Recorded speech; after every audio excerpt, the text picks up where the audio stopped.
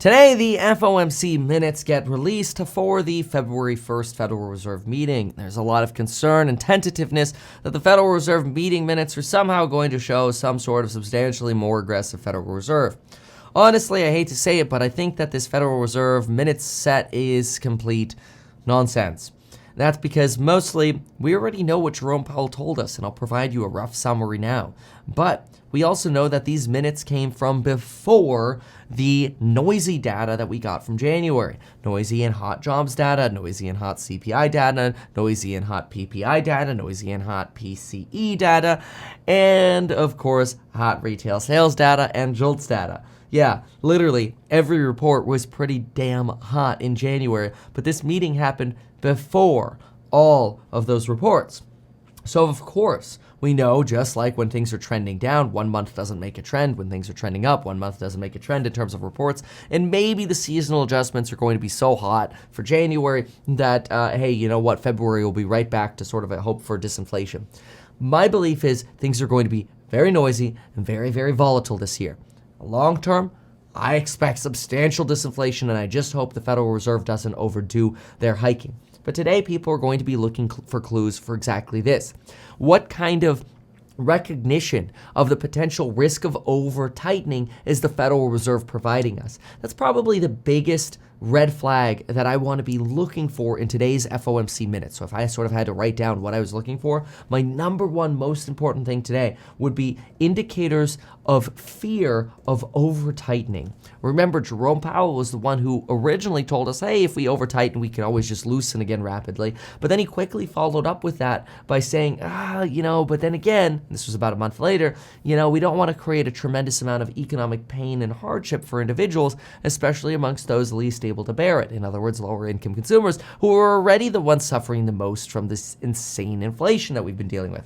Now, yes, their wages have been rising more, but that doesn't help when literally everything is ridiculously more expensive, especially for the lower income individuals, including food and rent. So my big thing is I want to look at the risks of over-tightening and potentially the Fed's willingness to overdo it, really hurting lower income consumers the most. Remember, American Express tells us wealthier people are the ones spending through the recession, not poorer people. But then again, American Express generally caters to a higher income demographic, where companies like Synchrony or Citibank or Affirm are generally catering to a lower credit score and lower credit audience. As a result, higher default rates, higher credit loss reserves, and really more concerns that, maybe we're not actually being compensated enough for the risk we're taking. That's leading to a tightening of lending standards, and even what you saw at Affirm, the buy now later company that obviously generally appeals to a lower income demographic. Buy now, pay later company Affirm suggesting that, hey, we need to raise how much we're charging for these loans because we want to operate a profitable company, and we're realizing, we're starting to lose too much money on these loans. This is a problem. So what did the Federal Reserve have to say about the, sort of in their last meeting, and what could we expect as a preview today? Well, I want you to remember what the Federal Reserve started by talking with. Jerome Powell came out and said the following, quote, "The full effect of our actions are yet to be felt. Even so, yes, there still is more work to be done." So what he's telling us is very clearly the Fed is acutely aware that there is a lag, some form of lag. We don't know what that is. Is it 3 months, 6 months, 18 months? Who knows? To their monetary policy. And so, yes, there's still work to do to get inflation down, but how much of that can just occur by us holding or being closer to potentially pausing? Or right now, what's most likely and most priced in is that we're just looking at 25 BP hikes. So we go 25 in March, we go 25 in May, we go 25 in June if we need to, and we just be data dependent and patient. But the biggest thing for me today is, again, how willing is the Federal Reserve to ruin the lives of poorer people? That is your biggest tell. Jerome Powell in the last meeting told us that higher mortgage rates continue to weaken housing. Weakening housing, in my opinion, is actually one of their big goals. Housing weakening is great for the Fed because you're basically just taking away from richer people, because tenants are substantially poorer, like 20x poorer than homeowners generally on average. So let's take away from rich people by crushing housing. I personally believe the Fed doesn't care so much about crushing the stock market. They want yields to be up. And so far, they've actually been engineering this perfectly. Yields, 10-year yields, for example, well, it went down to about 3.39% for a hot minute, but popped right back to 3.94%. We're knocking on the door of nearly 4% on the 10-year right now. It's insane. You look at the 2-year, I mean, some of the numbers you're getting right now are knocking on the door of 5%. It's crazy. Financial conditions are very, very tight. And if the housing market can soften, that should drag everything else down. Not so true, as Princeton economist Robert Shiller has told us, for the stock market. Now, keep this in mind.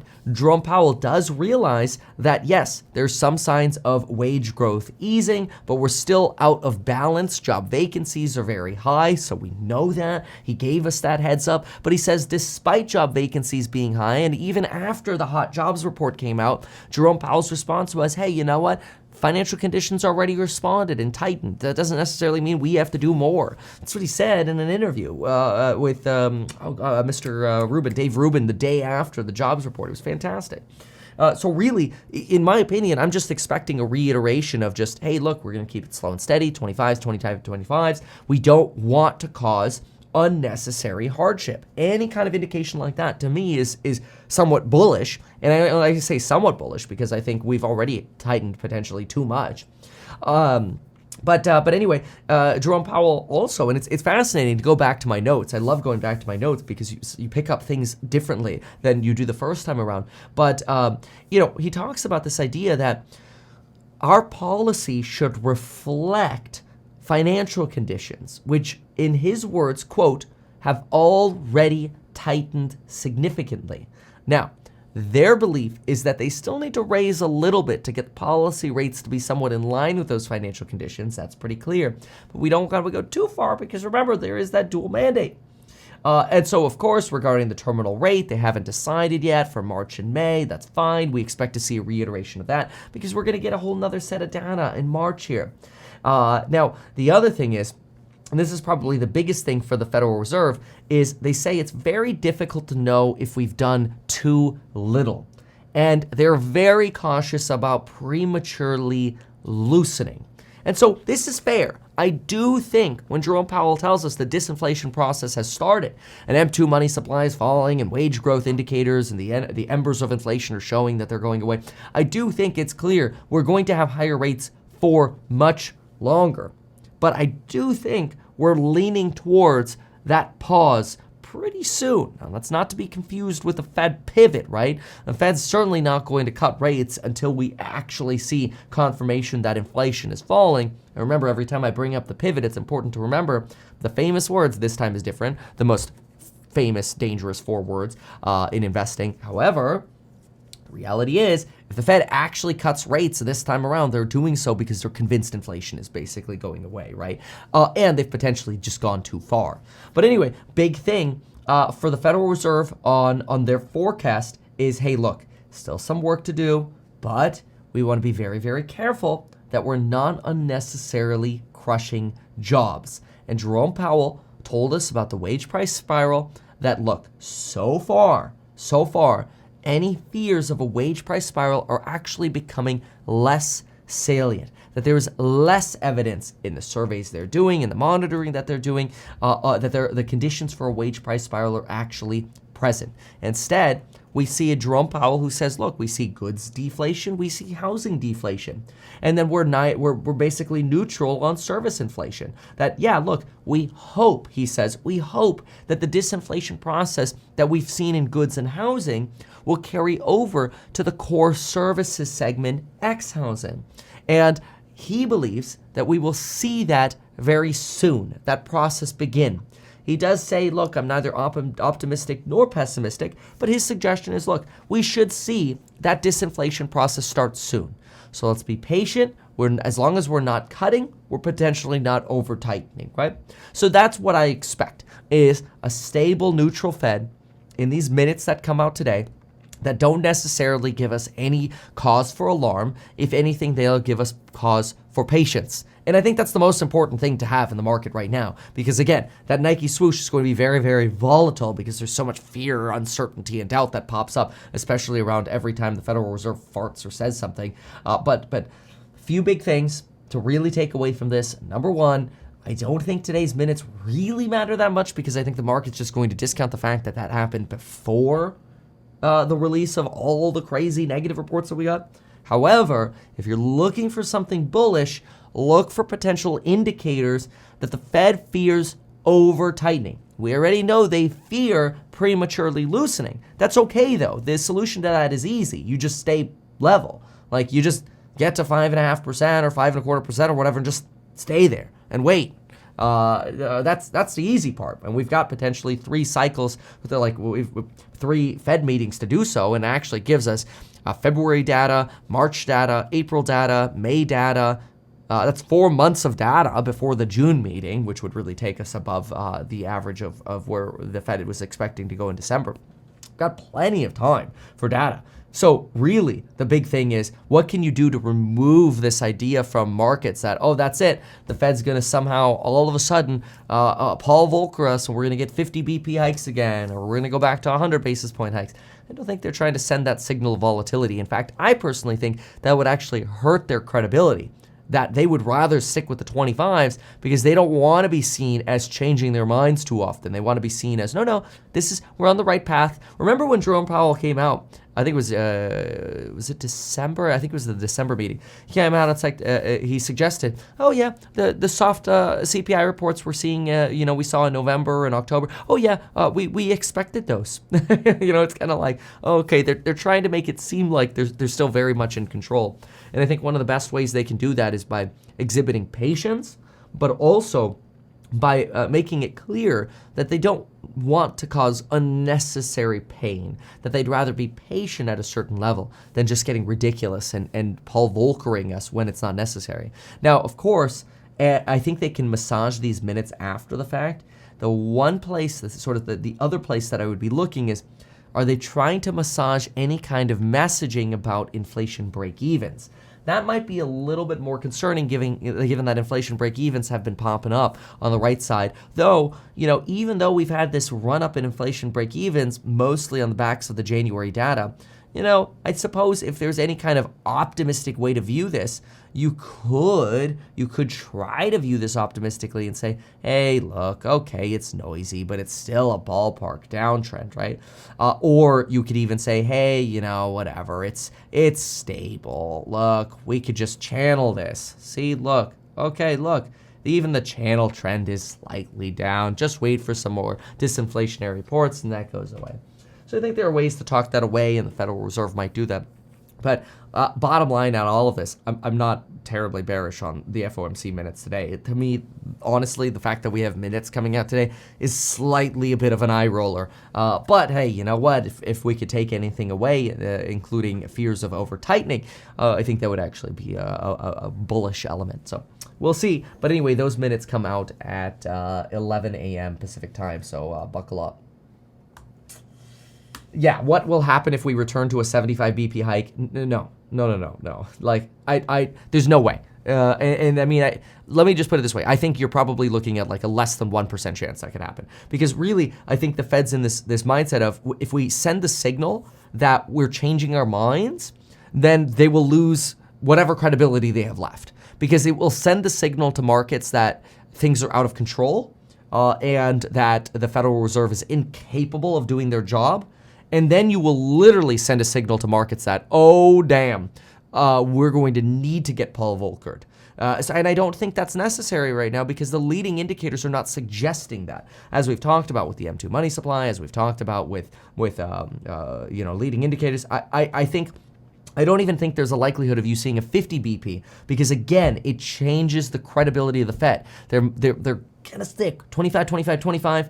When they pause, like when that pause actually happens, they're going to be willing to stay there for a while. I'm not expecting cuts anytime soon, and neither is the bond market anymore. Originally, we were thinking cuts maybe at the end of this year. That's been pushed off to next year. And also the idea of a recession this year has somewhat been delayed.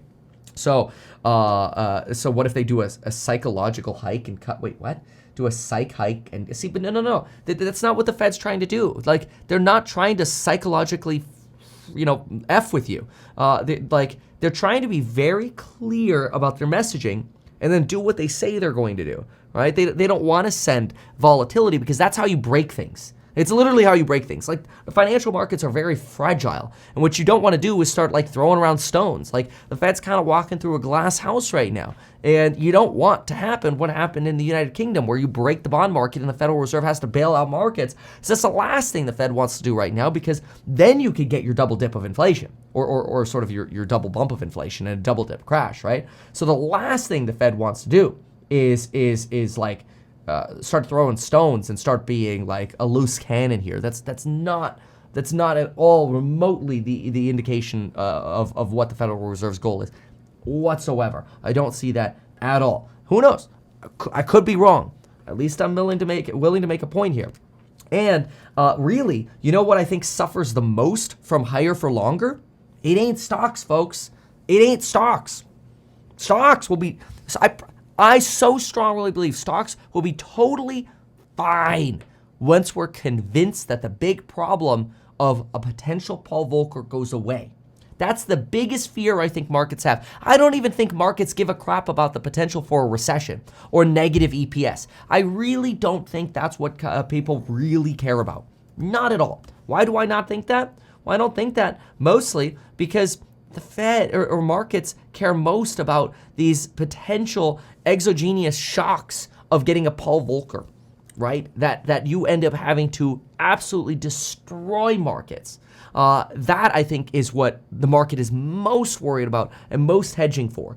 A slight recession, whatever, man. Okay, so staples are going to have negative earnings, GDP slightly negative, whatever. The smart companies will just be investing and using it as an opportunity to build, right? My belief. Could be wrong, but it's my belief. So, what actually gets destroyed when in the higher for longer element? Real estate, housing. Housing is where the SH9T shows up, because that is directly affected by rates substantially. So higher for longer, when you hear that, like it's like when the Fed pauses and we're at the higher for longer level, or even we're doing these nominal 25 BPs, this is a sign the Fed's in control, slowly getting the inflation out of the system. Things are looking better and better and better as time goes on, like the trend is going in the right direction. We're just gonna be patient here. That patience ruins real estate. It's actually good for stocks. There's a reason we're off the lows, because the fear of uncontrollable inflation is going away. Of course, January reactivated some of those fears, but that's okay. We expect that sort of volatility. Carlos here says, dream on if you believe in 2% inflation. See, but your problem is you're not actually referencing a time frame here. I don't think the Federal Reserve thinks inflation's going to go to 2% this year. Sure, that might be a dream, but that's because it takes time for inflation to fall out of the system. I mean, look how long it's taking for rent inflation to work its way through the system. Rent inflation's still going up, and we already know the current data is saying it's plummeting. So it takes a long time for this data to actually show up. It's such lagging garbage. It sucks. But look, when are we going to go back to 2% inflation? Who cares? It could be 26, 27, 28, 29. Doesn't matter. As long as we're trending towards that, I'm a big believer that stock markets can go from hedging for a new Paul Volcker to recovery. The slow Nike swoosh recovery. We don't actually have to get back to 2%. Remember, folks, they could pull the fate genie out of the bottle, right? Flexible average inflation targeting. We could literally have a 10-year cycle, folks, of inflation above 2%, and a 10-year cycle before the pandemic of inflation below 2%. And guess what the Fed does? Oh, look, the average was 10% or was 2% over a 20-year period. Like, hello. Yeah, so there's like this idea that, oh yeah, we're not going to stop until we get 2%. Man, everybody's forgotten about fate and the patience that's possible. But again, that patience screws housing. So my belief about housing, and this is a very important one. I want you to this is I really believe this. I believe you are better off not buying real estate where you think the bottom is like right here.